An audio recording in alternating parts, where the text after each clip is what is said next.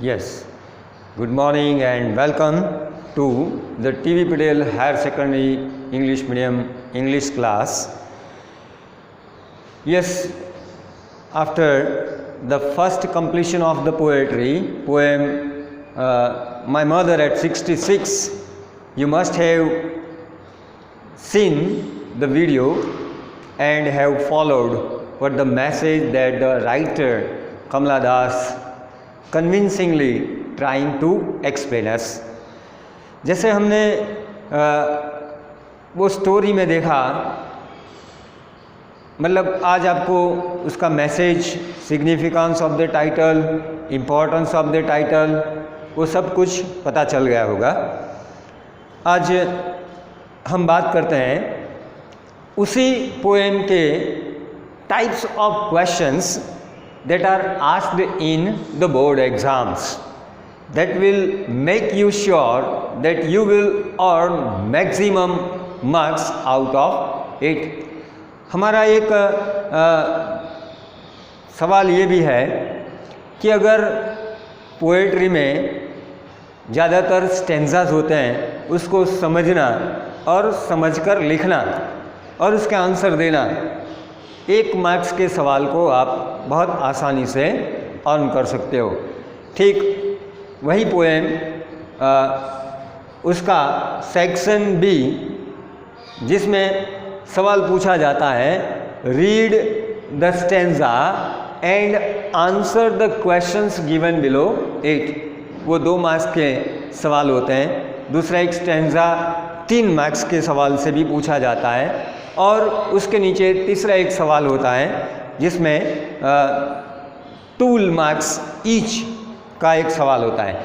हम first paragraph शुरू करते हैं जहाँ पर 5 लाइन्स हैं। Driving from my parents home to Cochin last Friday morning, I saw my mother beside me, doze open mouth, her face ashen like that of a corpse. जैसे हमने पिछले एक्सप्लेनेशन में देखा था कि राइटर अपने माँ के घर विज़िट के लिए आने के बाद उनसे मिलके जब जाते हैं तो उनकी माँ का जो हाल था वो हमें यहाँ बताया गया है। मॉर्निंग का टाइम है, माँ बिसाइड मतलब कि बाजू में गाड़ी में बैठी हैं और मुंह खुला है, फेस फीका है, कलरलेस हैं और जैसे डेड वन है, right. And realised with pain that she was as old as she looked, यानी कि इससे ये भी पता चल रहा है कि वो उम्र के हिसाब से जैसी लग रही है वैसी ही थकान, वैसी he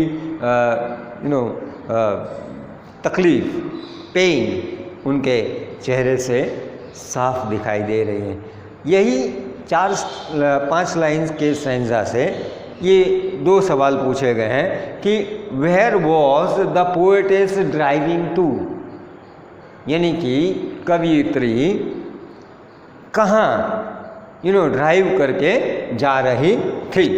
who was sitting beside her, तो पहली लाइन से हमें पता चलता है यही क्वेश्चंस का आंसर कि driving from my parents home to Cochin, वो अपनी पेरेंट्स के घर से कोचिन के लिए ड्राइविंग करके एयरपोर्ट की ओर जा रही थी। और दूसरा सवाल था कि who was sitting beside me, उसके बाजू में कौन है। ऑब्वियसली वो अपनी माँ के साथ उस कार में थी। उसने यहाँ पर हम सेकंड लाइन में देख सकते हैं कि आई सॉ माई मदर बिसाइड मी, यानी कि इस सवाल का जवाब इस लाइन में दिया हुआ है, आई saw my mother beside me. Who was sitting beside me, with her, तो माँ, poetess mother was sitting beside हर। दूसरा सवाल है why was the face of poetess mother looked like that of a corps. हमने ये स्टेंजा देखा तो उसमें जो 3rd line, 4th line, 5th line हमें ये बता रही है कि mother, how was she, how she looked like, तो यहाँ पर लिखा है कि she was dozing open mouth her face ashen like that of a corps.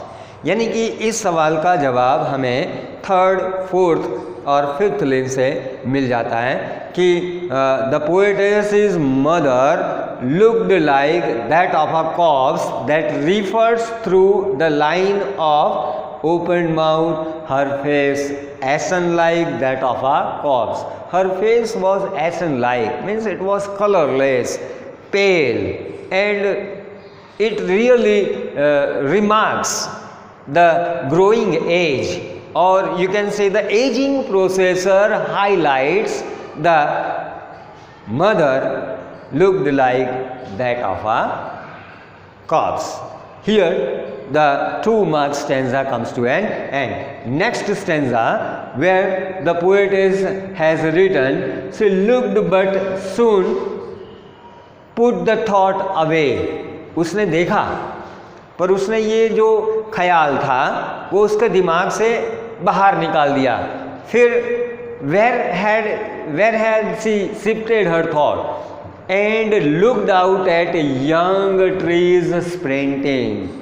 फिर उसने कहाँ देखा तो कि young trees that sprinting, when the car was moving forward, the young trees means green trees sprouting out with leaves, it was moving past, it was moving back in the past as the car is moving forward. The merry children spilling out of their homes. और दूसरा जो example उसने अपने दिमाग को जो ideas चल रहे थे दिमाग में उनको शिफ्ट करने के लिए उन्होंने दूसरा जो कॉन्सेप्ट, दूसरा जो ख्याल पेश किया जो लाइन में, वो थर्ड लाइन में, the merry children spilling out of their Holmes. बच्चे अपने घर से खुशहाल होते हुए जैसे मैदान की ओर निकल आए हैं। उसके जो सवाल हैं वो सवाल कुछ इस तरह है।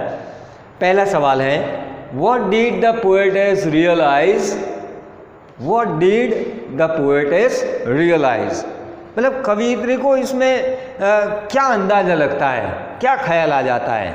तो पहली लाइन में जैसे हमने फर्स्ट स्टैंजा ख़त्म किया उसमें हमने जो बैकग्राउंड देखा कि poetess mother because of the aging procedure she looked pale, painful, troublesome, और she is looking, ऐसे दिख रही है जैसे कि वो अब बूढ़ी हो चुकी है, उम्र उसका काम कर रही है और वो उसके चेहरे से साफ नज़र आ रहा है। what did the poetess realize, poetess को पता चल गया कि my mother is having some trouble. Now her age is as it is showing the result of the growing procedure of the age. बढ़ती उम्र उसका रिजल्ट दिखा रही है, माँ के चेहरे से साफ पता चल रहा है कि वो पेन में, ट्रबल में, तकलीफ में। How did she feel? She feel that she is in trouble. दूसरा जो सवाल है, what did she notice in the world outside? See, the contrast picture of the sadness, the growing calmness, seriousness of the mother is shifted from the troublesome time to the merry making time. यहाँ पर poetess ने माँ का जो दर्द था, तकलीफ था और उसका एक जो वक्त है गंभीर, सीरियस नोट, वो एक दूसरे टाइम के साथ शिफ्ट करके, और वो भी गुजरते हुए पेड़ों के साथ, और जो खिलखिलाते बच्चे अपने घर के बाहर निकल आए खेलने, उनके साथ कॉन्ट्राडिक्टरी कंपेयर करके यहाँ पर दिखाने की कोशिश की है। यानी कि यहाँ पर कॉन्ट्राडिक्शन भी है, यानी कि इम्प्लाइड कंपैरिजन भी है और एलिट्रेशन भी है, और इसीलिए इस क्वेश्चंस का जवाब हमें यहाँ पर सेकेंड और थर्ड लाइन से पता चलता है कि what did she notice in the outside world. तो in the outside world the poet has noticed that young trees sprinting, मतलब जैसे जैसे कार मूव होती जाती है, the trees are moving in the past and the merry children spilling out of their homes, और खिलखिलाते बच्चे जैसे मैदान में बाहर निकल आए हैं, उनके चेहरे पर जो रौनक है, जो खुशी है। दूसरी ओर माँ के चेहरे की जो रौनक है वो शायद बच्चों के रौनक की तरह इतनी ब्राइट, फ्रेश और एक्टिव नज़र नहीं आती है।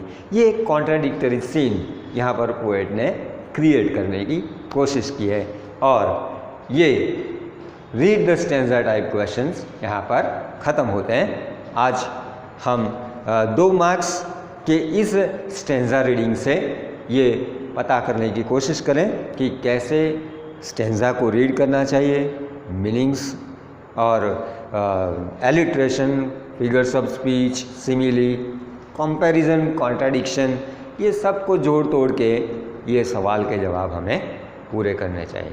Thank you very much.